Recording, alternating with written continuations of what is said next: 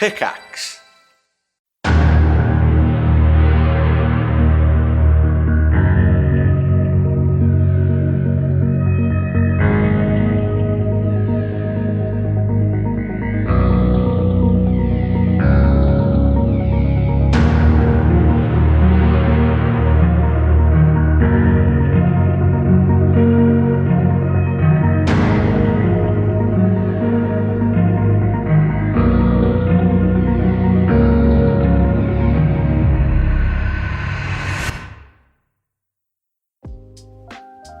Hello everyone, and welcome to Fables of Fendraeya, Arcanum. My name is Jose Polino, or at DM Jose P on socials, and I will be your director for today. I am joined, of course, by my lovely cast and crew. So let's begin it off with Ryan. Hi, Ryan McManus. I'll be playing Rowan Farisle, Half-Light of Selune, seeking to bring a sense of calm and comfort to those lost in the dark. You can find me on my personals at rye.mcmanus, or running the Cast Party socials at Cast Party D&D. Awesome. Andy. Hello, beautiful nerds. I'll be playing 5, one of the 7, Shepherd commissioned for recovery by the Haven Eye. And you can find me at Mr. Dandy DM on TikTok and on all the other socials. Annie. Hi, I'm Annie. I think that I missed my Halloween, Gaslight Gatekeep Ghoul Boss in a spooky voice, but I'm gonna do it anyway. Gaslight Gatekeep Ghoul Boss. And you can find me as Cantrip, Canne, on TikTok and Twitter. This is actually coming out on Halloween. Is it? Ooh. Yes! Oh, awesome. And finally, we have Sin. Salutations, I will be playing Zue, Collector of Chronicles, aspiring to herald the histories of Fendraeya. And you can find me on all my socials as sensationally.me, CIN, instead of SEN. So the last time that we gathered to play this deep and dark adventure, you guys journeyed into the forest eastward. You were following the guidance of the Haven Eye that instructed 5 as to where possibly he could find his brother, 7.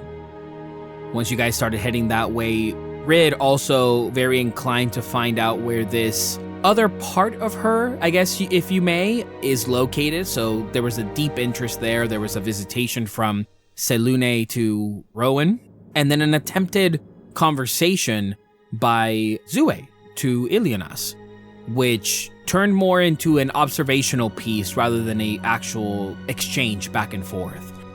But with that said, you guys journey through what essentially looked like the forest of Arborea that then turned into marshlands. But the actual change of it seemed very abrupt.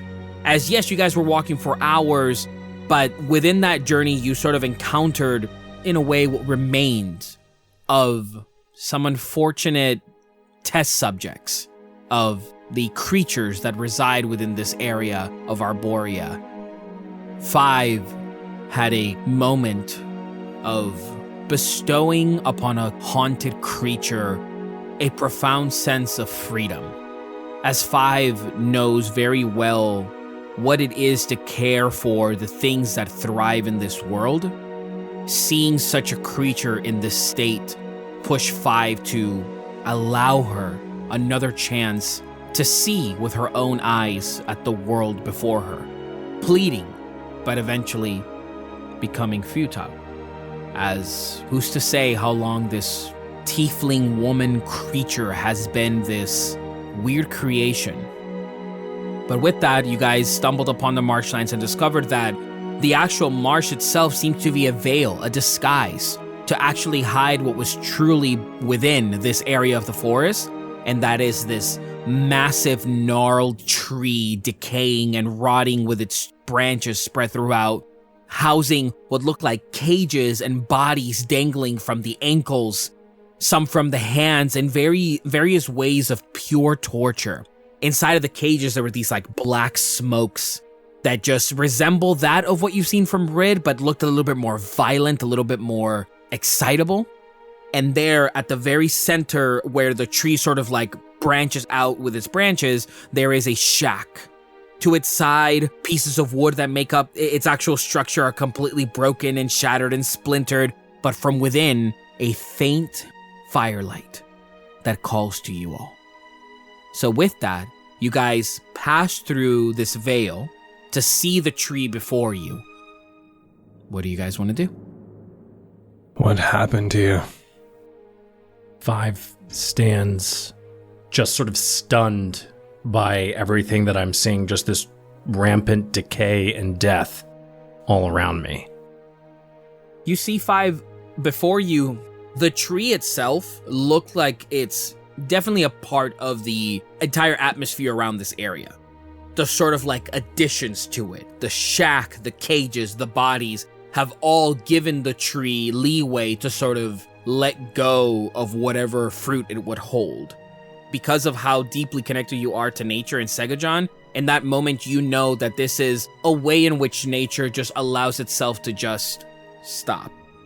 The shack, just perfectly placed at the center of the trunk, where all of the branches splint, is where you can kind of notice that that's a horribly placed heart on top of an inanimate object, if you will. I want to look specifically at the cages that have the smoke. Do I recognize any resemblance to the smoke that was pulled out of Rid? I'll say because you've been very perceptive of Rid with a lot of the things that she's kind of been doing at nighttime and the conversations she's been having. Sure. Go ahead and just give me a general perception check. It's a 9. Yeah, it's hard. It's 1, 2, 3, 4, and this tree massive, its branches sort of coming out to such an extent where there are some a little bit up high that look empty, and then there are some where when you focus on them, you think that they're empty for a brief second, and from within, almost like a whirlwind of smoke creates inside of it, and then just shatter outward, but doesn't escape the actual metal cages that it's contained within. There's something keeping them at bay, but they seem very, very wild. Am I allowed to try? Are my dancing lights still active? Yeah, I mean, it's a cantrip, so it's up to you. Rid can do her thing first. I just wanted to move them towards the shadows. So then I'll say that, Rid, you notice, you take point of 5 looking and inspecting the cages. As you look at them, you don't see smoke. You see other hags clutching the inside of these cages and looking in your direction, but they are completely jet black with these piercing eyes that are of red, purple, green pupils. You can make them out as they shine like beacons in your direction. But you see some of them just contorting their entire body, exorcist style, against the cages. And what they're doing is that they're shouting. Yeah! And they're just shouting like wild animals in your direction, or in your group's direction. When you see them screaming, not so much that it takes you out of comfort zone 5, but I'll say that that's when you would notice the smoke sort of branching out. Am I still invisible? You're still invisible. Zue, your dancing lights are still up. And then Rowan, if you had whatever spell that was that see invisibility or was that another Rowan spell? It was see invisibility. Cool. What's the duration on that one? 1 hour. You're about like 40 minutes. Zue, you take your dancing lights and you want to bring them to a cage. Yeah, and see if it like highlights anything. When you bring up the lights up to the cage, it's just like the amalgamation of pure darkness shying away from the light. You see the smoke clutching to one side of the cage as you bring the lights closer, and Rid, you see a hag that is just pushing back against the cage as the light comes up, and you see the slight bit of burning, but there is no scream of pain. It is a cackle of maniacal laughter. As they're clutching back, but you can tell that it's hurting them. Zue, what are you doing? I'm just trying to see what it is. I think it's hurting them. And Zue like dispels the dancing lights. Sorry. Hurting what? The balls of smoke? It's just... Balls of smoke? It's hurting the hags. The hag that's cackling, that is what it's hurting. You're seeing smoke. Rid, you see something different? Hags. We hear and see none of that. They're just smoke balls. It's hags. It's a lot of different weird black hags with red eyes and green eyes and purple eyes, and they seem maniacal. They don't seem entirely all there. That might be what you're seeing, but Upon the looks of it, the others, including myself, is just puffs of smoke that are somehow confined to these simple cages when they could just blow away in the wind. Well, then you're lucky I'm here, aren't you? I suppose so, because if something put them in cages and only you can see it... I don't like that thought. Do you see Olga anywhere? Reed kind of shakes her head a little bit. If she's there, it's impossible to tell. Some of them look a little like her, but I don't know. Could you maybe talk to them? Last time I talked to hags, it didn't turn out well for everyone involved. Rowan points through the window in the shack to the faint flickering light. Well, someone's in there. I'll say what you can notice is actually where there would be a door, it's just missing. Am I getting a sense still of where 7's location might be? Are we getting close? It's right ahead. 5 looks at the rest of his friends and just says, I think it goes without saying that we should proceed with caution and not touch anything in the cages. Just a heads up, they're looking at us and yelling at us, so I don't know if stealth is going to be possible, but I do love to try. Can they see you? Can they see me? Yeah. Even invisible? Or even invisible. And they laugh and they cackle and their heads crack as they hold on to the cages further and harder. You watch as the tension in their forearms build as they're holding on tighter and tighter. Yeah, they can see me, which I don't like. Does it have anything to do with you being invisible? I think it's because I was made by a hag, Rowan. Wait, so you were made by one? We can talk about it later. 5, can you sense your brother? Without saying a word, 5 just takes his finger and just points in the direction that he's sensing 7. Well, someone's inside. Whether that's 7, Olga, a hag, whatever. There's no point in going in stealth, so do we just rush the place or what? Well, yeah, and Rid dismisses her invisibility. That's the point of us, isn't it? Even when things are scary and dark, you go in and you be a little hero, right? You shine in dark times. Spoken like a true heroine. Exactly. As you finish saying that, you feel inside you, your heart take an extra beat.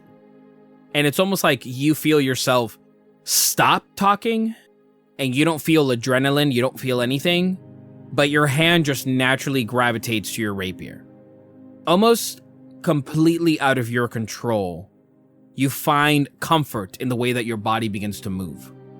And as your hand makes contact with the handle, instant familiar feeling. Warm, comfortable, renewed, are instilled upon you, and it honestly feels like your mind is going to break. It feels in that moment, once you allow yourself to find that comfort, like a long, dark, gnarled hand creeping through the light.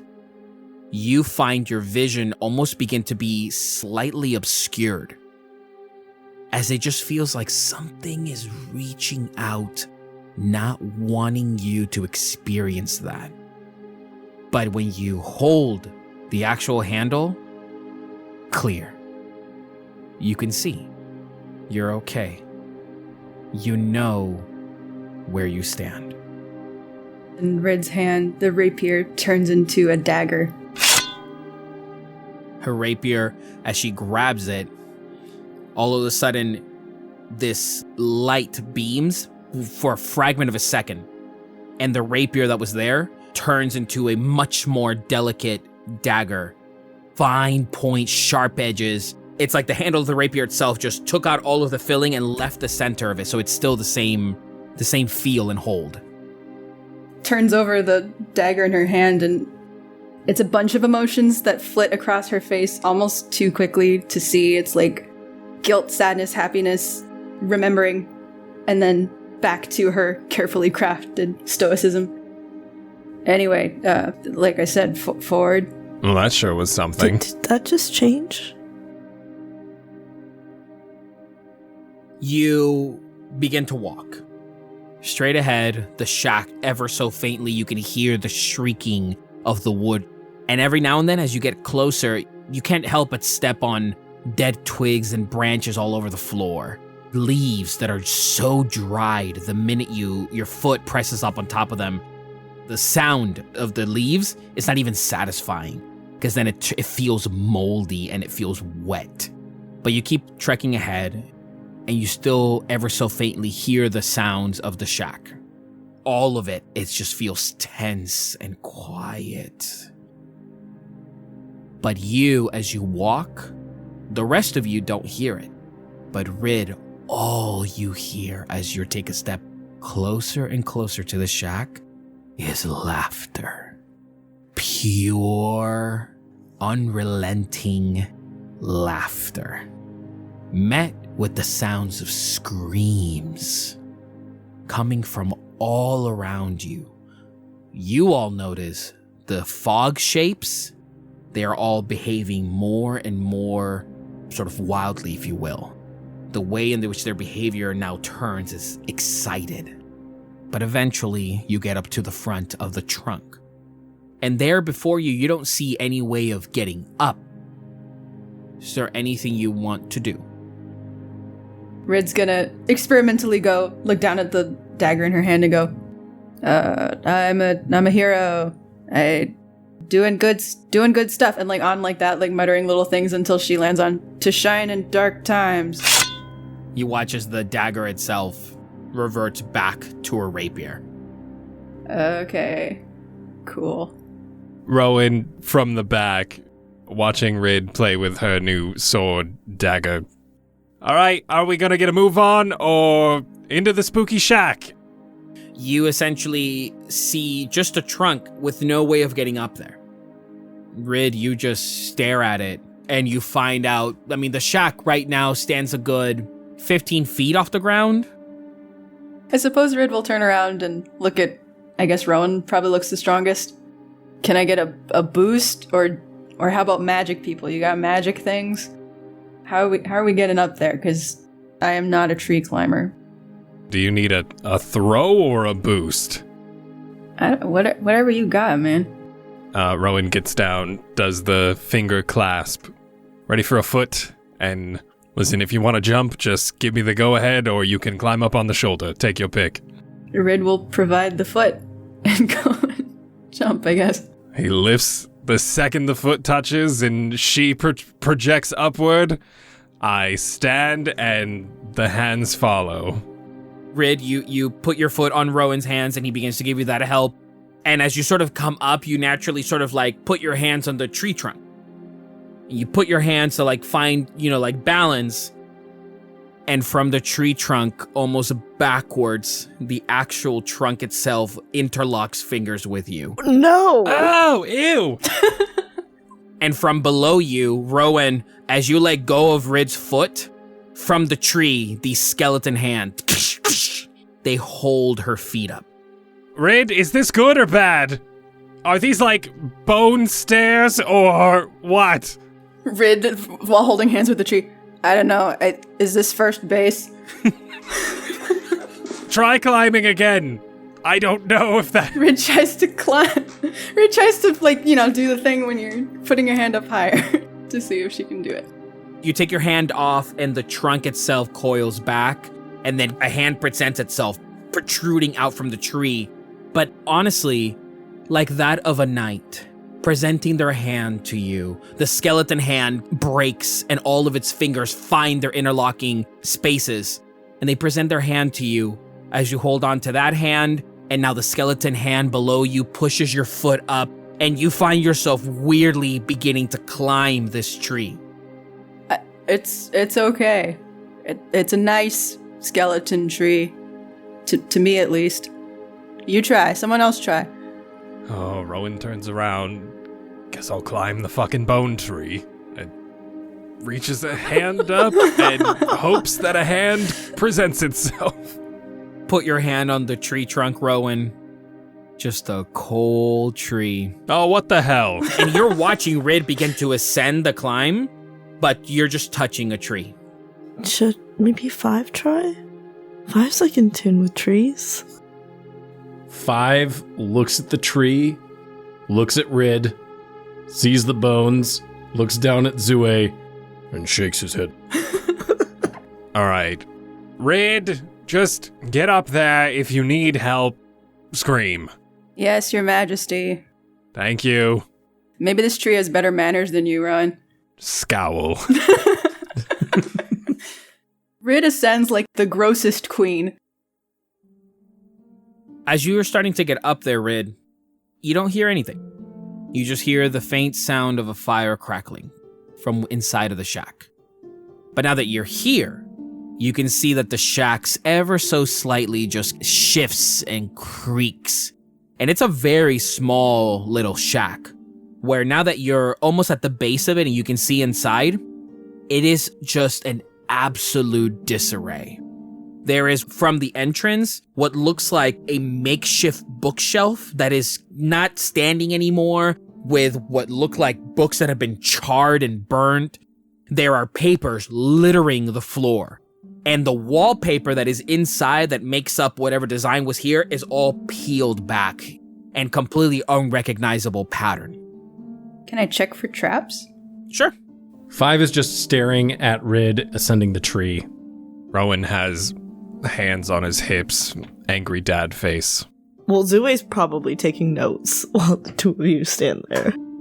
Go ahead and roll a investigation check. 15. You look around. Immediately from where you are, you don't see any traps. What it gives you the vibe of is that this is an abandoned shack, is what it really just kind of gives you the feel of it. This is already in such a disarray where that immediately makes you think, I probably should check for traps because they maybe want it to look like this. But upon actually really staring at it, it just feels like nobody has been here for a couple of days, perhaps. In that case, I'm gonna go look for clues. Scooby-Doo style. You come out and you now stand at the landing, the very front of the shack. And inside, since you just see the size of it alone, you don't think much of it. You just think it's pretty small, and then you enter. And once you enter on the one side of the wall, where that wallpaper was curling, you now see it throughout the entire shack. But you look, and there, scattered amongst the wall, you see papers and what looks like, honestly, like blood splattered all across the walls. You see clothing just dirty, and it has accumulated all kind of dust on top that has been just laying on the floor. And there, on the very corner to the right, this opening, something bursts through that side of the shack that leads behind the tree. But I'll say with this, go ahead and give me a perception to look around and see more details, or investigation to really start looking at what you're looking at. And then, Zue, you said that you were writing stuff down in your book? Yes. Still cold outside. And as you're writing, Zue, you feel almost like the page bulge outward. And you keep writing, you sort of like don't pay too much mind to it. And all of a sudden, from the page, pushing outward, comprised of the page itself, Zue. Ilianas's face, comprised of the page, pushing outward. You see the fabrics of the page pushing. Lifeless eyes, almost like a drawing, a perfectly rendered 3D drawing of Ilianas's face, just kind of like looking. Does anyone else see this or just me? Do I see this? I'm standing right next to her. Yeah, you do. But you can't hear it, 5. I Zue. make a face and try to take like a breath to look normal, and I try to telepathically communicate with this paper face. Almost like radio static is what it feels like. It's like Ilianas is trying to like connect through to you, and he's just finding this moment in time. Ilianas? Zue! Zue! And just the face now freezes, and then, Zue, don't have much time. Are you alright? Or haven't you returned? The mission's a little more complicated than I thought. In what way, Zue? Are you safe? I don't know, but there's a lot of hags, and there's a lot of shadow creatures that apparently can kill us. you keep saying this, and it's one of those things where you try to find comfort in Ilianas's visage. I do have a question, though. Zue, hurry. You must leave. You must try to come back. Wherever you are, Zue, please. How did you guys get back before? Ilianas has never been to Arborea, not that you know of. Ilianas was instructed to be a part of this capturing of this fugitive. So you sort of say to yourself, that's why did I ask that? But you hear back, It was much easier back then. Much less complicated. Zue, believe me, whatever you do. and the page foils back before it can finish, flat on the journal. Zue? What was that?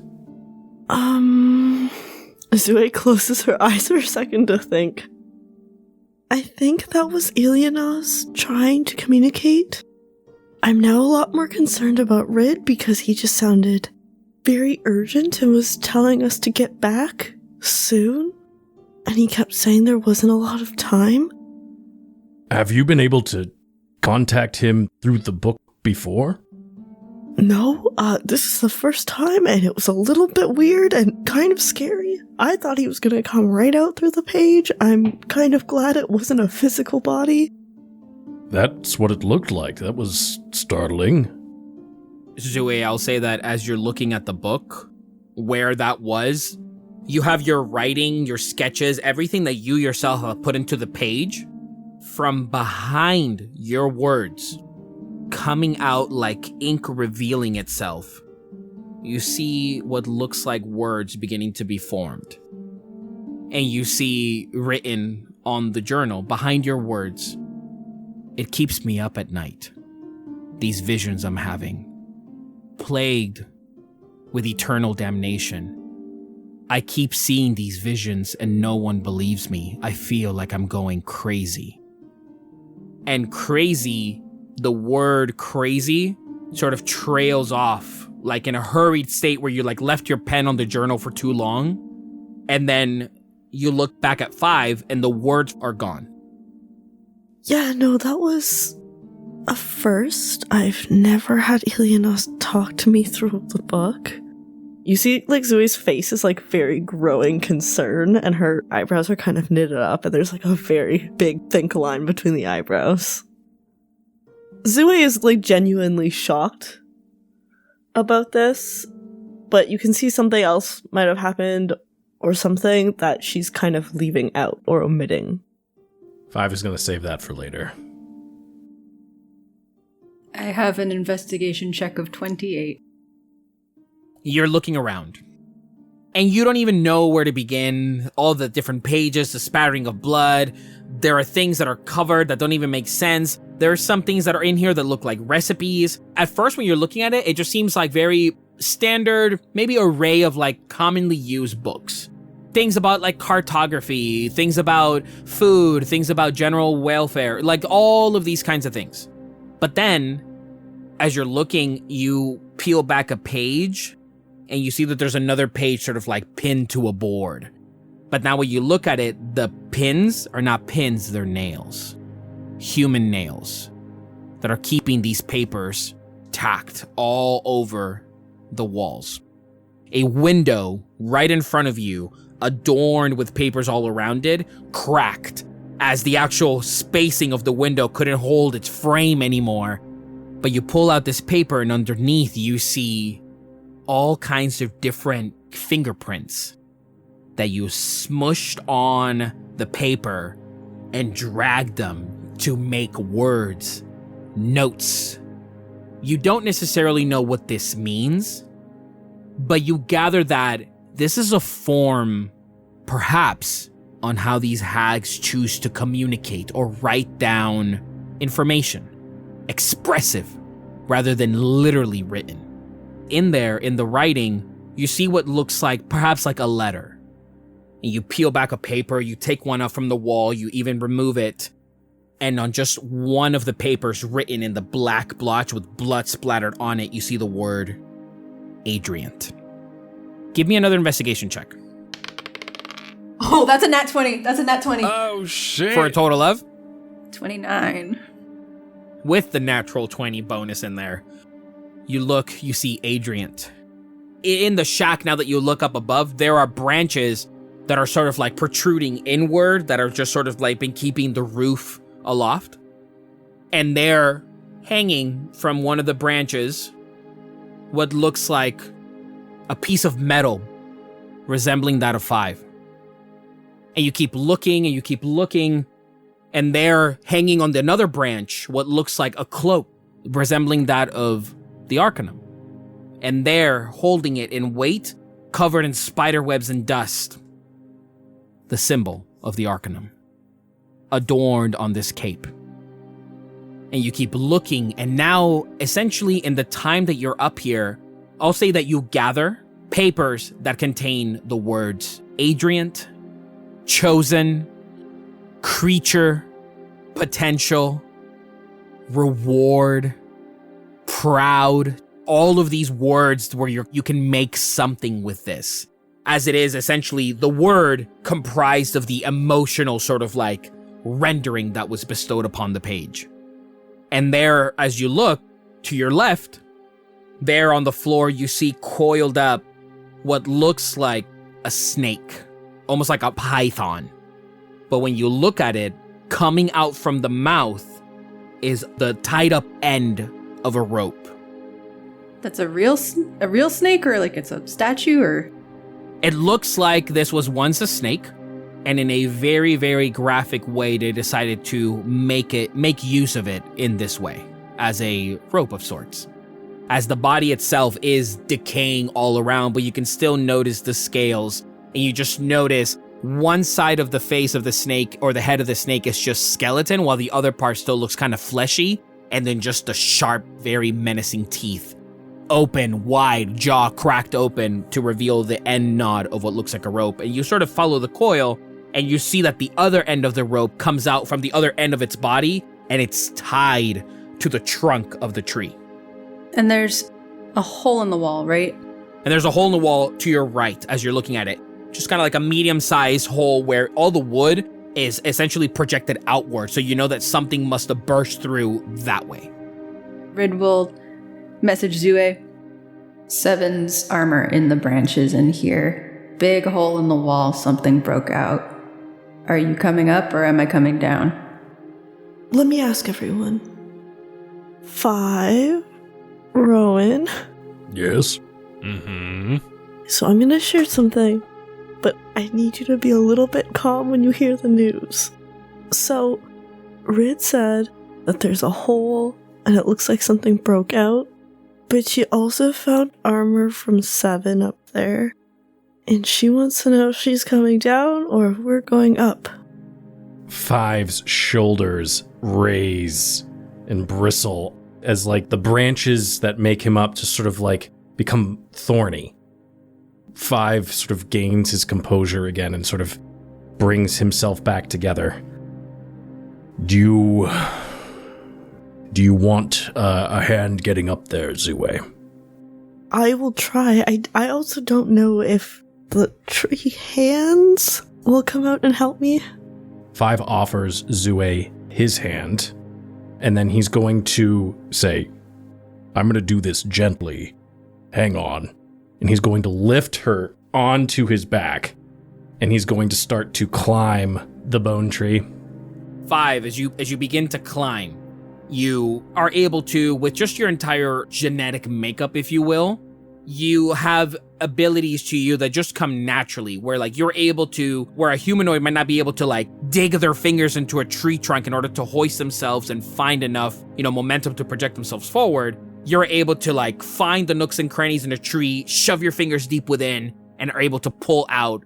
And as that's happening from inside the shack, Rid, I guess you guys notice like a ploof of like black smoke as you begin to climb up, Rid is just a mage hand sort of like presents itself very joyously.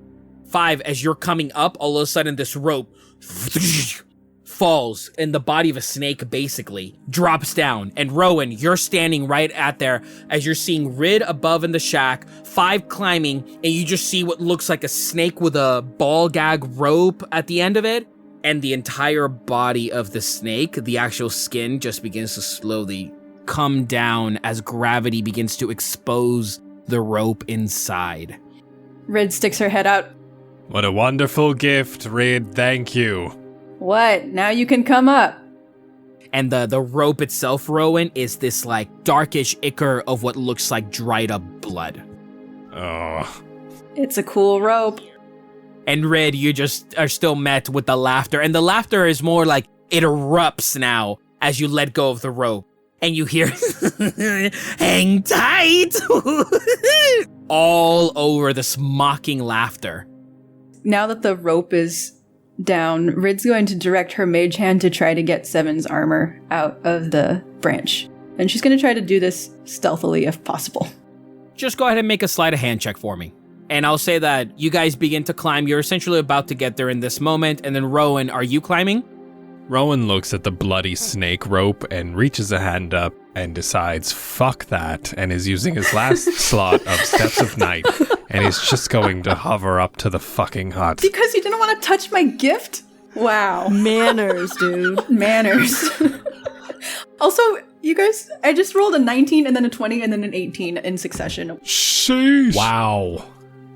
The rope falls, and then Rowan, you just, fuck that. And you just begin to glide upwards. Just hover on up.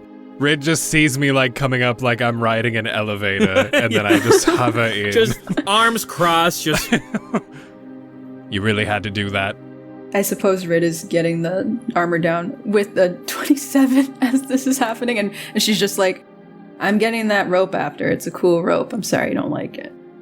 Rowan, you begin to ask that as 5 is beginning to pull himself essentially to the very top landing of the shack, and you both sort of like meet up just as Rid is pulling what looks like this armor, and you take your mage hand, Rid, and you sort of hold onto it and you're able to pull it. But even as you pull it, what kind of feels or looks like sap is just holding on to the piece of armor, which at this point you would think that it's possibly some type of protective, maybe shin guard of some form. Even as it comes down to you, it's still holding on with some slight tendrils of sap connecting it back to that branch. Rid, with her glowing blue hand, will offer the piece of Seven's armor to 5. Mind the sap. He looks it over, and it's very difficult to tell 5's expression, as normally they don't have general facial expressions, but it's sort of this long protracted silence, and 5 is blinking, but really intently and with like a lot of labor. You can see there's moments of recall as he's looking over. He's recalling just memories of 7 and 6 and the 3 of them together. Remembering when Rosie first told him that 7 had left and just sort of the feelings of betrayal. Then the thought just springs into his mind that he needs to find his brother. He looks to Rid and he says, "Thank you for this. Something to know. You'll probably like 7. He's really, really good at hiding, very much like you. Keep an eye out. That's his gift.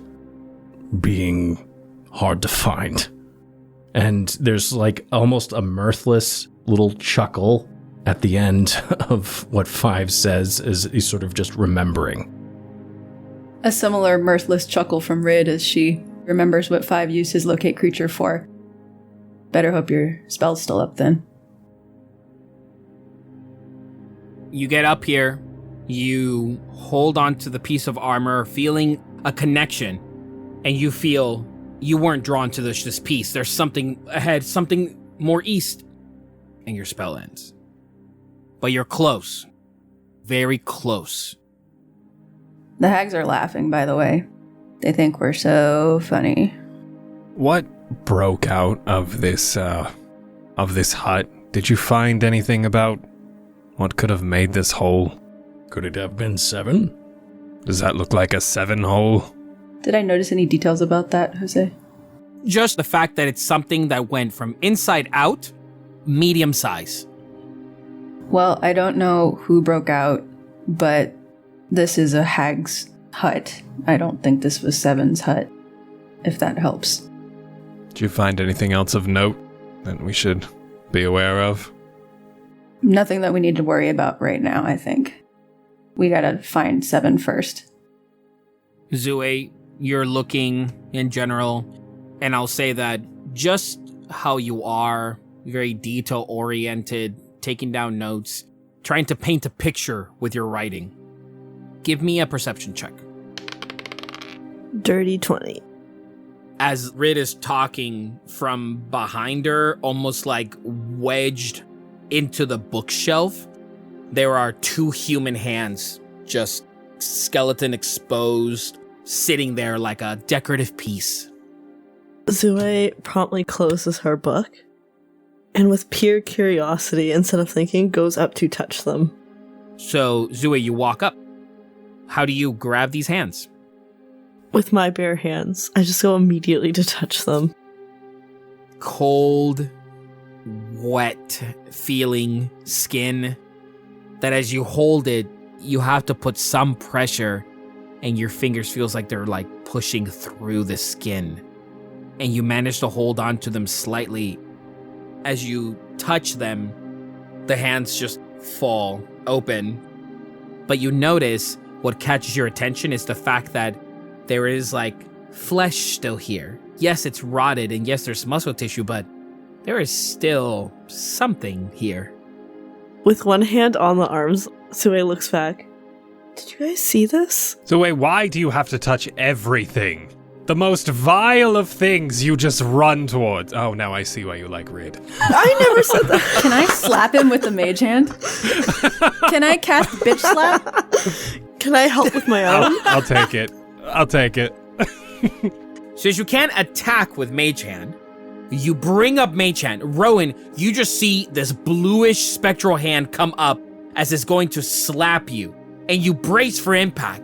But then you remember, wait, that can't hurt me, and the hand passes through, but just as clearly as you can see from the shimmering behind the hand, Zue raise her hand and come by and slap you. Shpah! And the spectral hand goes through, but then her actual hand makes contact with your cheek and it slaps you. Take like a, what's your strength mod, Zue? You know, can you do negative damage? You take no damage, it just stings. Rowan, I never said that, but also, science is about all of your senses, so if I don't touch it, I don't know. And so he's like very flustered. You know what? I deserve that. I apologize. I'm sorry. I saw it. I took it. I just had to. Did you find anything from your scientific touchings? Not that I could think of, but we could keep touching it. You can keep touching it.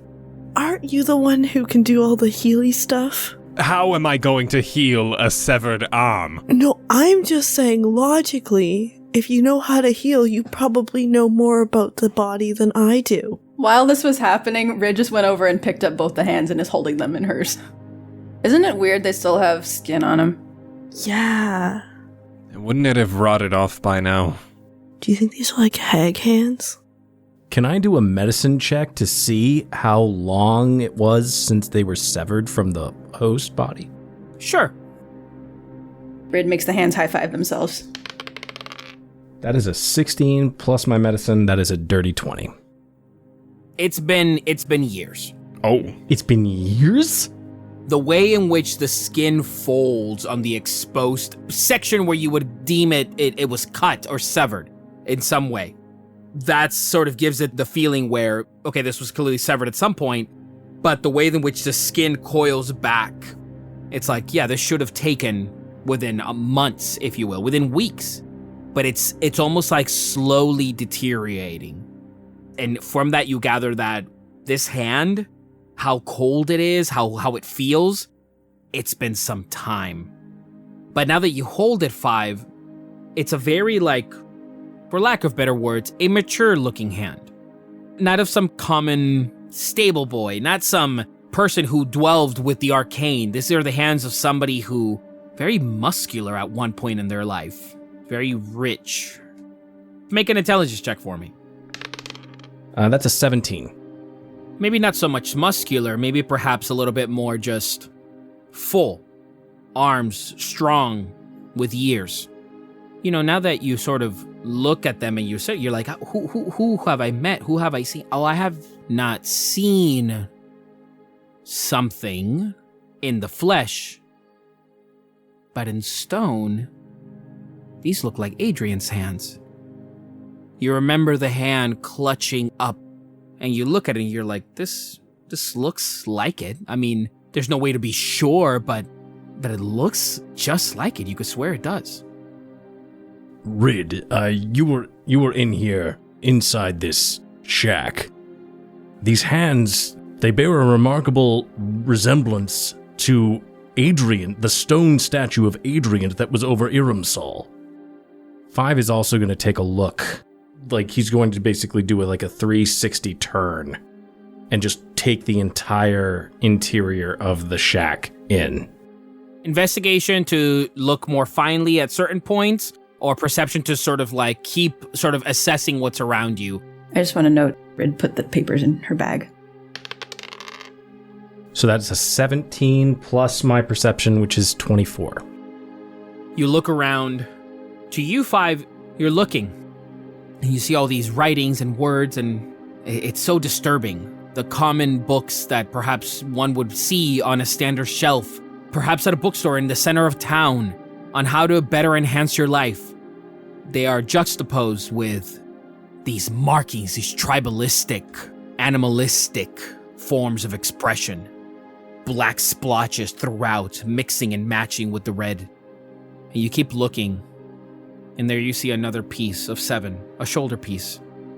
And you see one of his fingers. And now, if you would, for us 5, can you describe 7 for me?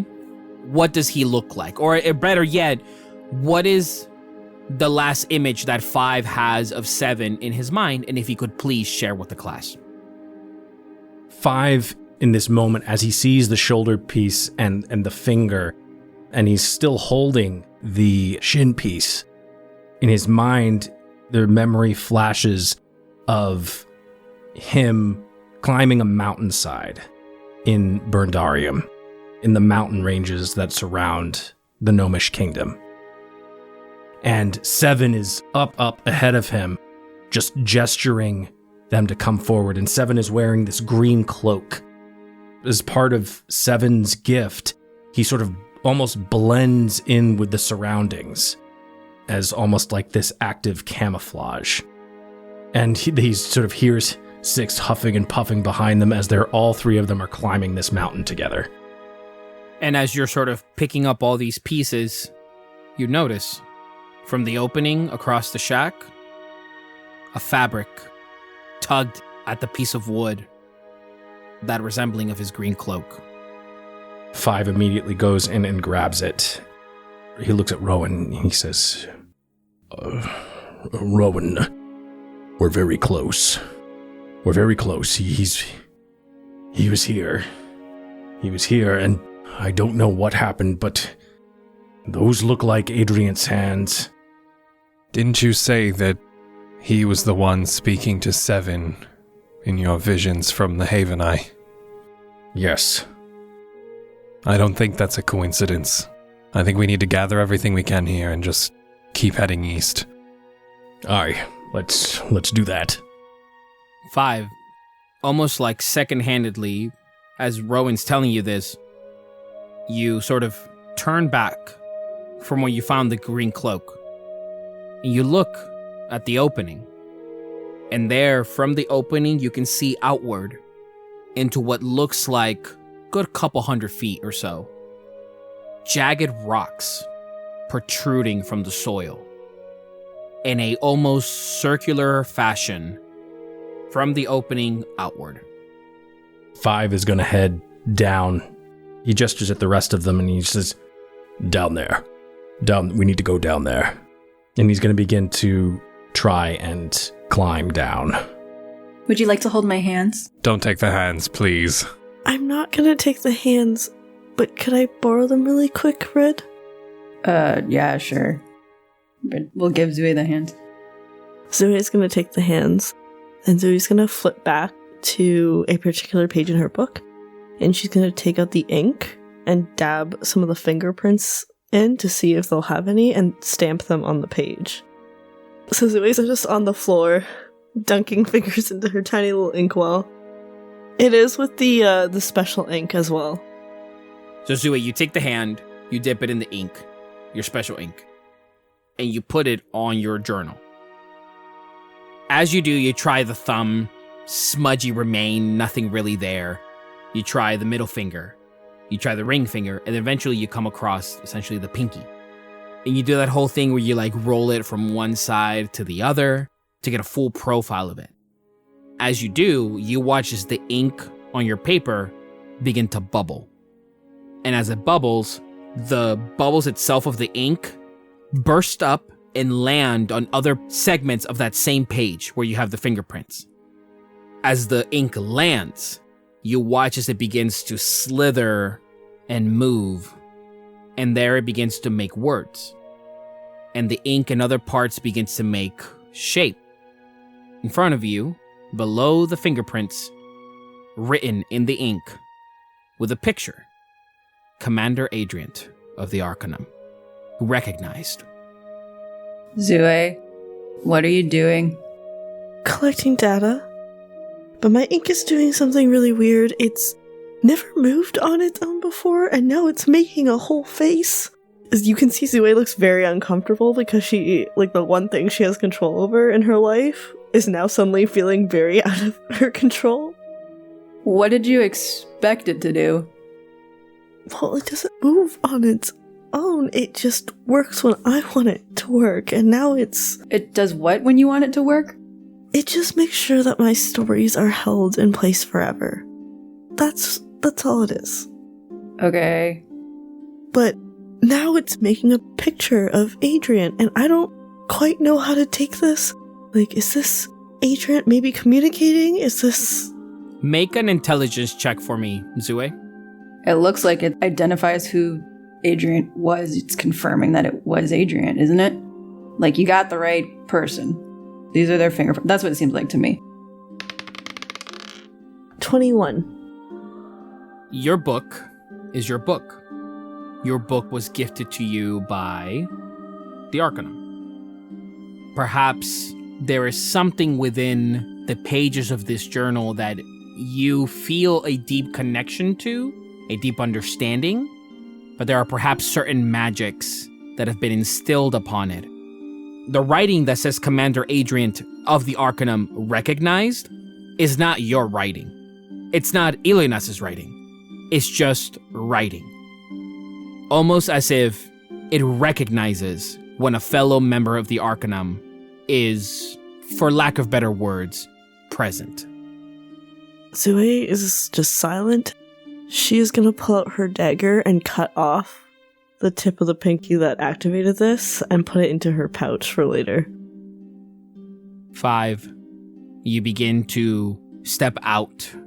Your size alone is a little bit hard to maneuver through, but sure enough, you push out from the back.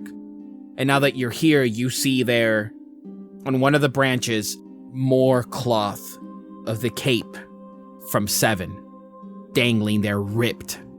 And you look down, and on the ground, almost in like mud and very humid water, what looks like a leg coming out, just perfectly coming out from the ground, where it looks like 7 might have jumped, but when he landed, a piece broke and was left behind.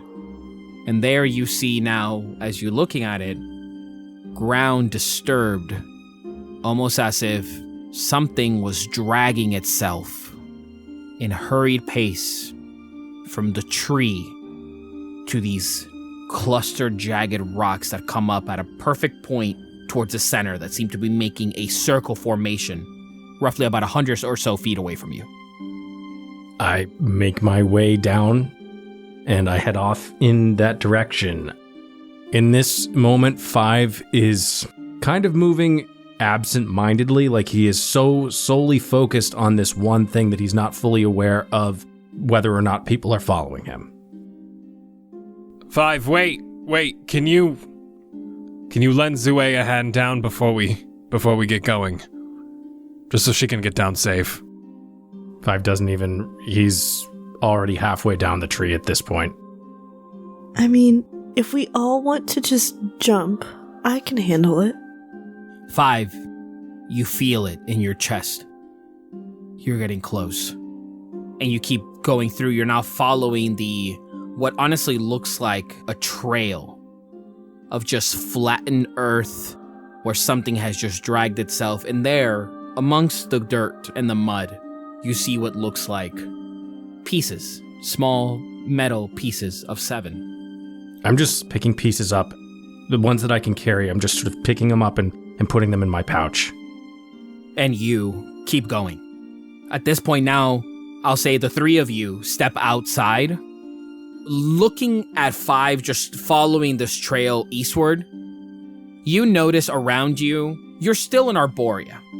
However, the entire makeup of the world around you seems darker, more gloom. There is a much different atmosphere in this portion of Arborea, to the point where you kind of almost like look at each other and your colors, whatever vibrancy you have to them, they're just null. You almost look like you're in black and white, where whatever light is piercing through here just completely takes away that vibrancy. And 5, from the distance, blooming with life, just looks like a sketch running. A black and white film playing out before you. 5, you continue going. And now as you're getting closer, you begin to notice straight ahead. Now that you can see it better, it looks like there are these rocks that form and protrude out of the ground in different sharp sort of sections. However, what holds in what looks like a almost perfect circle, these rocks that come up to fine points of different shapes and sizes, forming what looks like a circle. And the trail keeps leading through there. 5 at this point is continuing on, but is sort of like almost in like a stutter step, where each step is becoming more ponderous.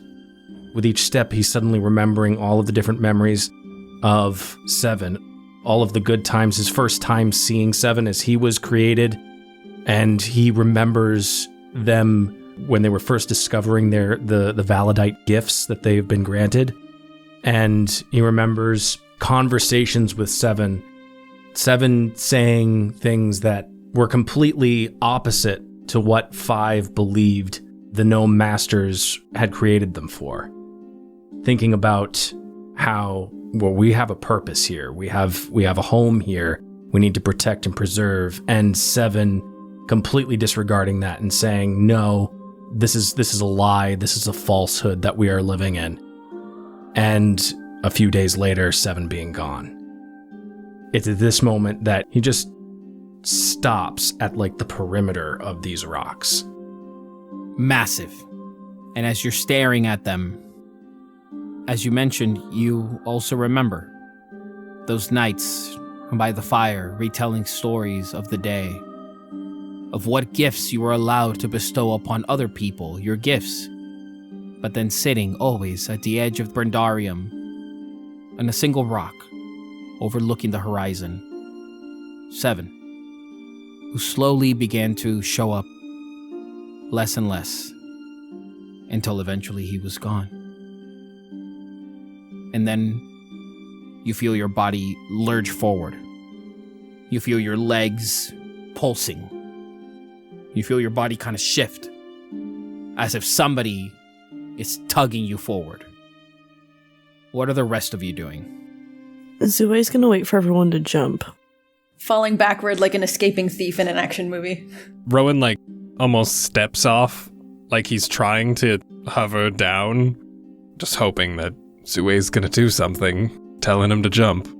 Zue's gonna jump after Rowan, and she's gonna take a little feather out of her pocket, kiss it in face, and cast Featherfall. So we just all gently float down. As now you see from the distance 5 begin to walk into this space. That to you 5, the outside of it is made up of like clusters of trees, so you kind of have to like find your way through, but you eventually disappear from within, and you guys see 5 step through. 5, as you're stepping through, tree after tree comes up to you. You grab them and you sort of push through. You find your body trying to fit in little tight spaces where you know that if you just keep going, you can see what looks like an opening, a clearing up ahead. From beyond the rocks, you can get there, pushing and pushing ahead until eventually you stop at a cluster of trees in front of you. And you can see from behind it sort of the base of these rocks that are now coming outward. And now that you're looking at it from this angle, you can see it's a massive plain clearing with rocks that act like a canopy, untouched piece of nature. Grass and dirt all throughout, completely unbothered. 5 is going to stop. In the very back corner of his mind is going to think, I should wait for the others. With his hands at his side holding tiny pieces of 7 that he has picked up off of the ground, he's just going to stand there. Before we go into the big scary void part and leave kind of the hag part, it seems like, Rid's gonna reach out one more time with her mind to Olga. Are you there? Make a persuasion check for me, Rid. Oh. It is a 15. You extend out. The wind that seems to slowly be picking up in this area. You hear the chains rattling from the cages that are still hoisted above you. The laughter continues. The other hags seem to be mocking you. But when you reach out, and all in unison, every single one of the hags, shh, shh, shh, shh, shh, all to one another, shushing. And Zue and Rowan, you notice the smoke that is coming from within these cages sort of begins to like ease its movement. And it just becomes a cloud of black smoke. Shh, shh, shh. She's reaching out. She's reaching out. I like this, love this, live for this. All of the different hags begin to talk. As from deep within the voices you hear, Rid, is that you? Rid, how long has it been? It feels like ages. Like a day or 2. Oh, that's good. Okay, what the fuck? Are you okay? Well, I maybe find myself in a bit of, how would one say, a situation in which my life is on the line. But apart from that, I'm doing quite all right. Are you in one of the cages? I wish. What's worse than a cage? Rid, don't come this way, Rid. At this point, this is, it's okay. It was a good run. It was, educational, one would say. You hear like what sounds like gurgling of coughing. It's quite all right at this point for you to carry on. I wish you the best of luck, and, yes, that is all. It is weird that her tone is in this way. The way she's talking, it's very strange. And in that silence, you hear, Okay. I am ready now. and then your connection stops. 5. You get there. As all of a sudden from behind you, you hear the rustling of footsteps as your friends catch up to you. Zue, you feel sort of weirded out by a lot of the new sort of introductions to your own personal items that has been happening. Rid, you feel this sort of lost sense of like where Olga could be. Rowan, what are you feeling? Rowan isn't so much focused on himself than he is 5 at this point. He knows that 5 is experiencing some very hard emotions right now. He saw him rush out of the tree without anyone else. He is more so just dead focused on him and what he is doing and feeling so he doesn't make a reckless decision or do something he might regret based off of these powerful emotions that are running through him right now. Your good-natured focus on others. Make a wisdom saving throw for me. 18. You feel something on the corner of your eye. You look, and there's nothing there, just more trees. Clusters of dense trees all around. No effect. But you feel something in this space was just trying to invade you. And 5, in that moment, you look ahead, and protruding from the tall grass, 7's arm in the center. Before we take any more steps forward, something is watching us. I felt it tried to invade my thoughts.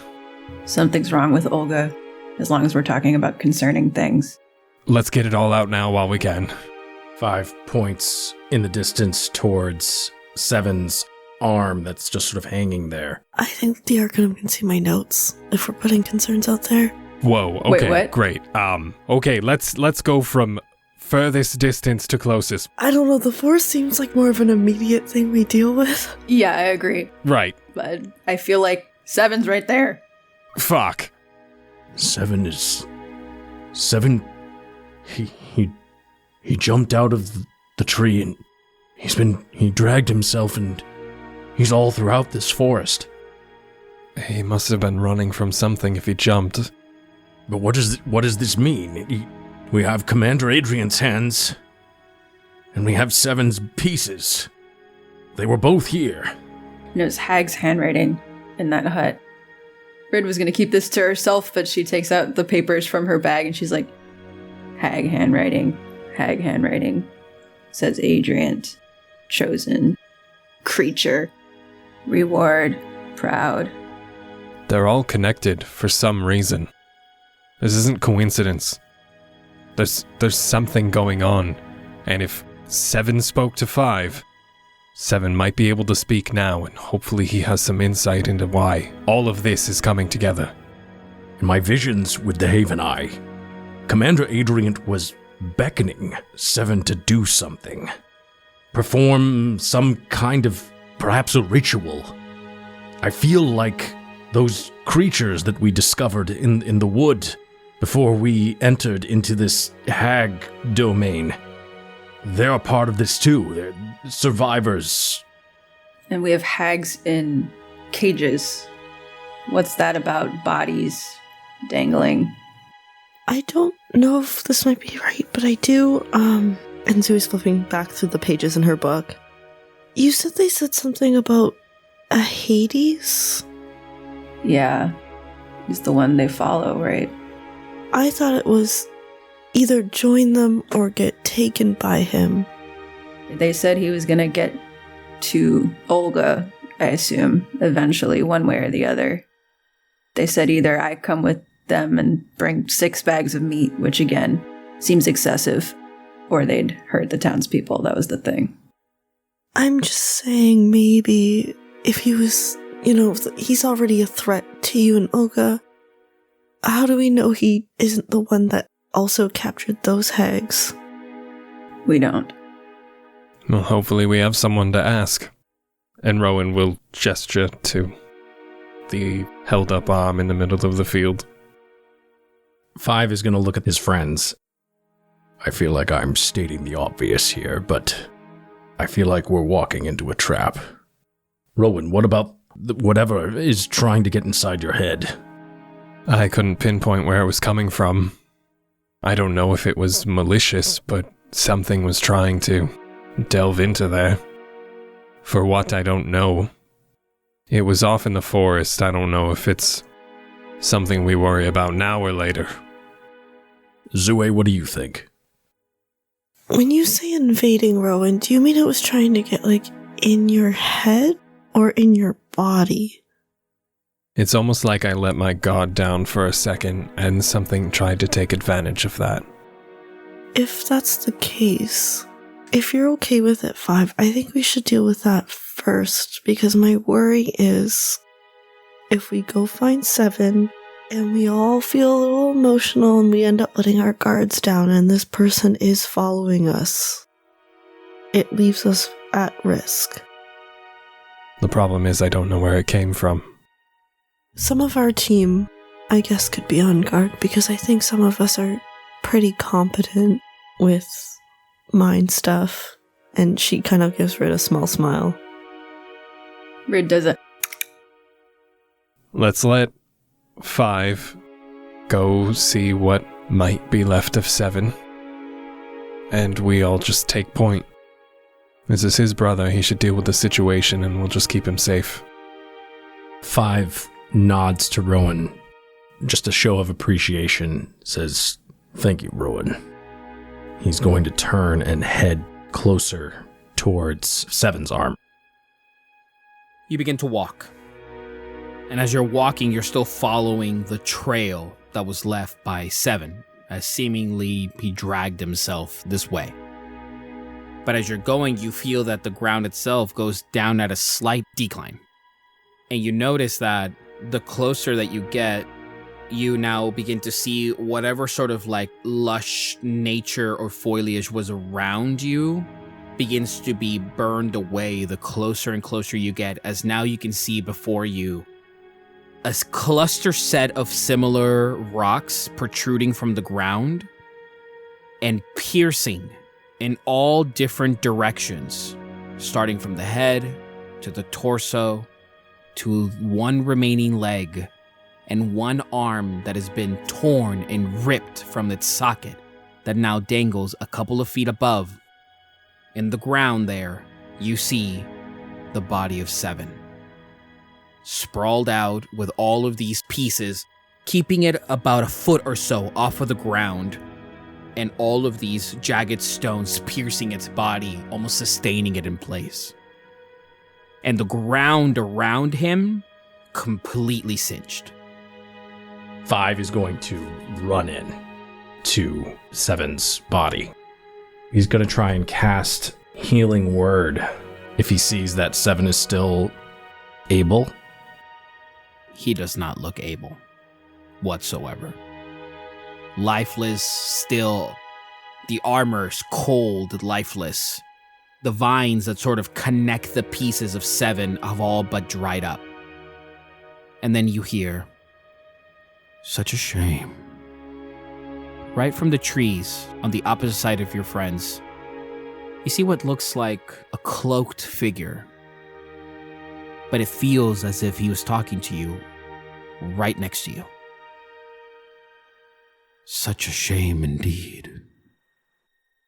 You hear, now next to you, physically, cloaked, billowing, dark shroud of a towering figure that none of you can see. "Would you like me to assist you? I can help." And you watch as he raises his hand, and all of 7's parts, almost like when you take an engine and you just blow it up so you can see all of its inner workings, 7, all of him becomes pieces, consuming you all around 5 like a half globe. And there in the center, like a small crystal, pulsing, Validite. And you see now all of its interconnections, these thin lines that connect it to the entire essence of the body. You see it there. You see the connection still thriving. And you hear, "Is this what you were looking for?" It's quite interesting. Trying desperately to get over the shock of suddenly seeing Seven's body sort of ripped into all these different pieces, sees the tiny little tendrils of vines they've connected to the Validite, which is essentially where Seven's soul would be housed. And 5 just reaches out and tries to grab the Validite. As you try to go reach out for it, the entire body comes back together. And you stand there with your hand out, and the figure says, I can grant you an audience with 7, if you wish. And now from the cloak, you just see one pale gray hand. Long fingers, semi-long nails, but beautiful, almost made out of porcelain itself. The hand comes out of the cloak and places its hand on 7's head. I'm the only way that you'll find whatever answers you're looking for, but you have to be open to the conversation. 5 just wheels on this cloaked figure and says, "Who are you?" The figure gets up. I am the darkness that you hide from. I am the questions you never thought to ask.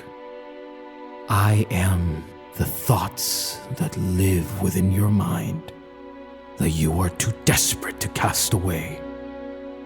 I am always and forever your humble servant. So I will ask you again. If you wish to speak to this, what are you prepared to trade? 7's eye turns on and begins to adjust. And you see it make connection with you, and it's now looking at you from the one remaining eye that it has functioning. If you wish to simply not speak, then our time here is done. I merely offered my services. And you see as the hooded creature begins to turn in the opposite direction. 5 in this moment frantically is thinking of things that he could offer. His fingers clasp the hilt of the sickle. He takes it from his side and he holds it up to this cloaked figure. I have but this. You watch as the figure stop and turn its head into the black void of the opening that you can't even see a face. It is just eternal darkness. And walk slowly to you. And now stands above you, towering in your height, that then reaches out this pale, beautiful, long hand, places it right above the sickle. Very well. And you watch as he grabs it. But as he's grabbing it, he's not really grabbing it. It's almost like he motions it, and the sickle is floating in the space in his hand, as he is not necessarily touching it, and lifts it up and looks at it.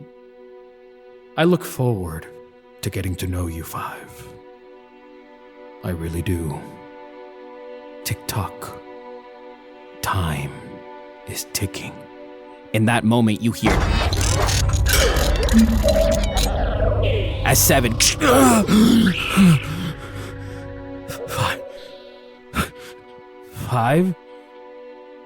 5, what are you doing here? still stuck to the pieces of stone. You fool!